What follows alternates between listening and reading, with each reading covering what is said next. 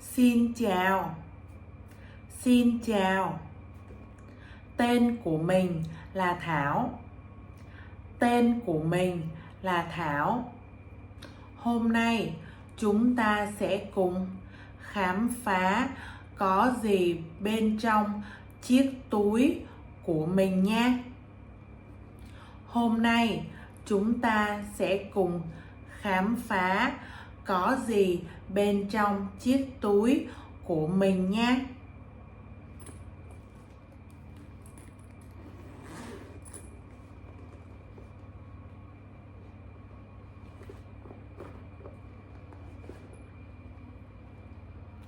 Đây là điện thoại. Điện thoại. Đây là chiếc điện thoại của mình.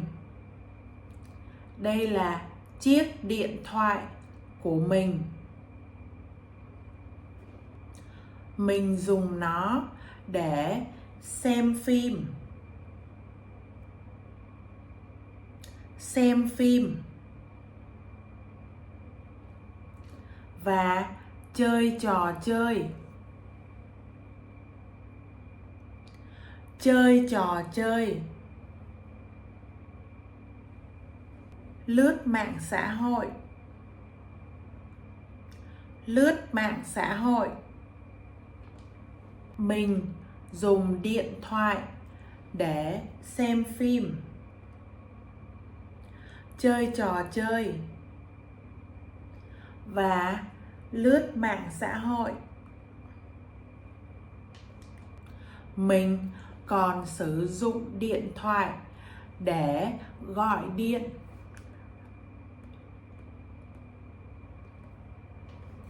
Mình còn sử dụng điện thoại để gọi điện. Gọi điện thoại.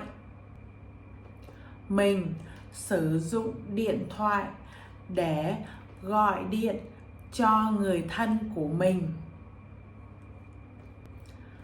Đây là chiếc điện thoại yêu thích của mình. Đây là chiếc điện thoại yêu thích của mình. Mình luôn bỏ chiếc điện thoại vào túi khi đi ra ngoài.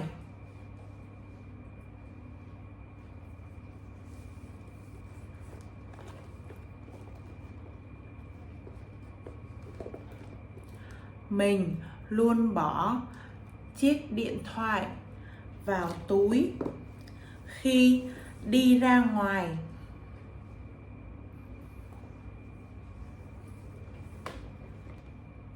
Tiếp theo là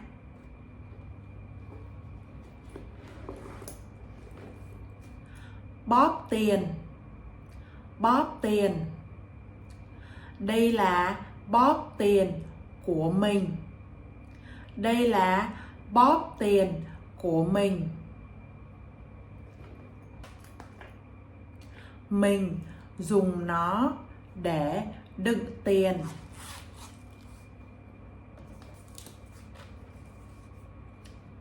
Đựng tiền. Đựng tiền. Và đựng các loại thẻ cần thiết.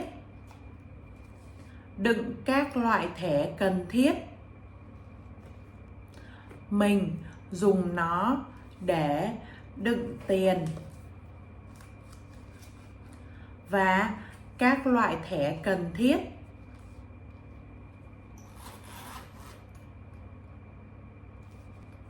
Mình luôn mang theo bóp tiền khi đi ra ngoài.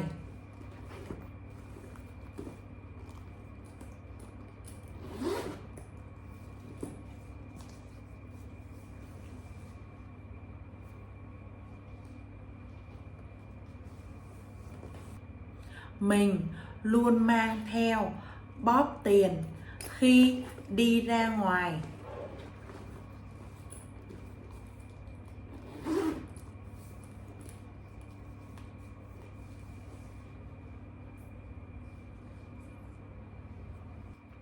Món đồ tiếp theo là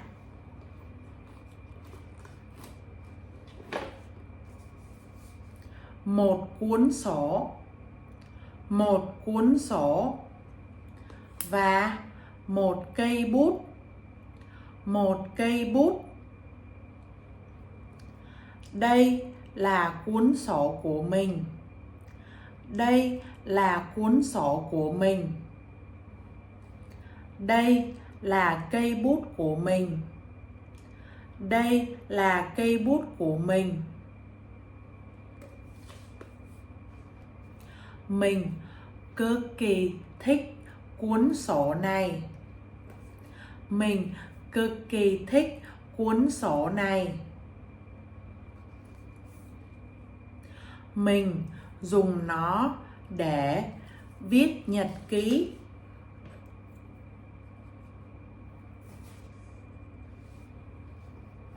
Mình dùng nó để viết nhật ký.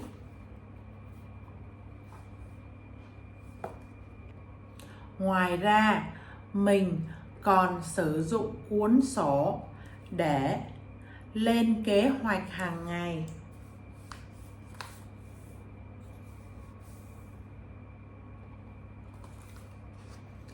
Ngoài ra, mình còn sử dụng cuốn sổ để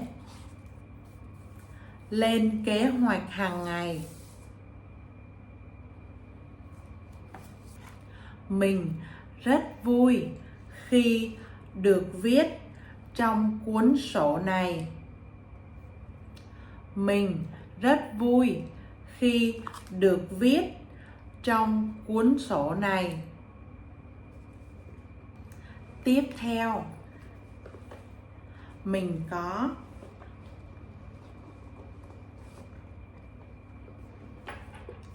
một lọ kem chống nắng. Mình có một lọ kem chống nắng. Lọ kem chống nắng. Mình luôn bôi kem chống nắng lên da trước khi đi ra ngoài. Mình luôn bôi kem chống nắng lên da trước khi đi ra ngoài. Kem chống nắng giúp bảo vệ làn da của mình khỏi ánh nắng mặt trời. Kem chống nắng giúp bảo vệ làn da của mình khỏi ánh nắng mặt trời. Vì vậy, nó rất hữu ích. Vì vậy, nó rất hữu ích. Lọ kem chống nắng này nhỏ nên mình dễ dàng bỏ vào túi khi đi ra ngoài. Lọ kem chống nắng này nhỏ nên mình dễ dàng bỏ vào túi khi đi ra ngoài. Và cuối cùng, trong túi của mình có bình nước. Bình nước. Đây là bình nước của mình. Đây là bình nước của mình. Nó giúp mình đựng nước. Nó giúp mình đựng nước.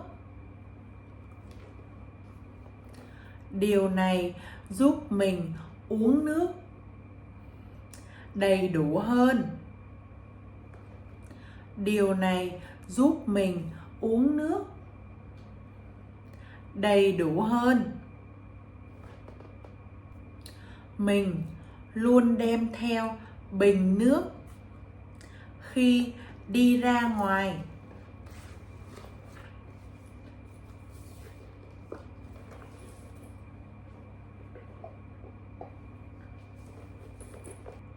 Mình luôn đem theo bình nước.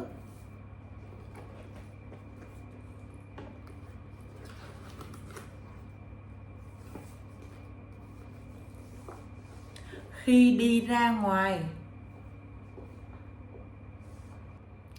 Đó là những món đồ có trong túi của mình. Đó là những món đồ có trong túi của mình. Còn các bạn thì sao? Những món đồ nào có trong túi của các bạn? Còn các bạn thì sao? Những món đồ nào có trong túi của các bạn? Hãy nói cho mình biết nhé. Hãy nói cho mình biết nhé. Tạm biệt. Tạm biệt.